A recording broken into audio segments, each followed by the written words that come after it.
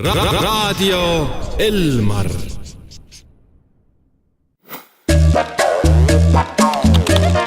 Lapse suu.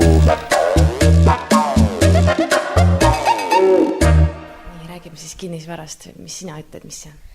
Kinnisvara on sellised hästi vanad asjad, mis on hästi sellised nagu lahedad asjad ja sellised väga vanad, nagu 1000 aastat vanad, need on kinnisvarad ja need on juba kinnised nagu majad. Hästi vanad majad pandakse kinni, muidu kukub maha alla, sa jääd alla, sinna muidu variseb maja kokku, näiteks põrandas on auga, ei tea seda, mäkite pimesik kukub sisse, seepärast ma on kinnisvarad need. Kinnisvara on nagu see, et mingi, et näiteks on üks suur lasteaed ja siis, kui kuuleb mingid krõpsu, arvad, et see on hiir ja siis ei ütle, et siis ütleb, et ütleb teine inimene, et see on niisama hiir, et see pole ei juhtu mingit kinnisvara, aga tegelikult juhtub ja siis kõik inimesed saavad surma, kui see maja alla kukub. Siis oli selle süü, kes ütles, et see on niisama hiire. Tegelikult on kinnisvara see, näiteks sul on mingi maja ära launamas, sa pead lindid ümber panema, et sinna ei tohi nagu minna, see võib kokku kukkuda. Sinna teised ei tohi minna.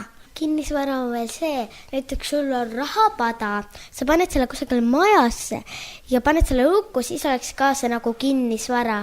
Et see oleks nagu sulle vara, aga sa paned selle kusagile kinni ja pärast kunagi võtad seda, kui vaja läheb, näiteks ostad endale uue auto või hobuse või talu endale või maja põles maha näiteks. Mõtleme, kinnisvara on selline asi ka veel, et näiteks on mööbel ja siis sa paned enda rahad sinna või mingi kõige täpsemad asjad sinna, et ja siis nii, et siis võib ka kokku kukkuda ja siis nendega on lugu läbi.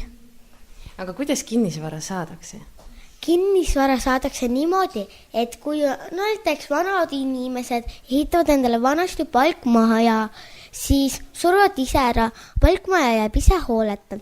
Aga palkmajas võib juhtuda selliseid asju, et nii niiske on, et näiteks asi kukub maha kusagile, siis kukub mingi seina, mingi asi nagu hakkab kõikuma kogemata, seepärast, et äike näiteks lõpp sisse või siis juhtub midagi vastu läheb ja siis hakkab nagu seda kõikuma, siis kukub ümber näiteks kapp, see riiulid suure kapi vastu ja nii edasi nad kukuvadki, kuni seina vastu kukub, siis vaadatakse, siis pandakse see maja kinni, et muidu kui keegi sinna sisse läheb ja see veel rohkem nagu ära hakkab lagunema, et mingid kübekesed tulevad alla, kui see ära täitsa laguneb, siis võib keegi maha jääda, nii et alla jääda, nii et see on kinnisvara, et niimoodi saadaksegi kinnisvara.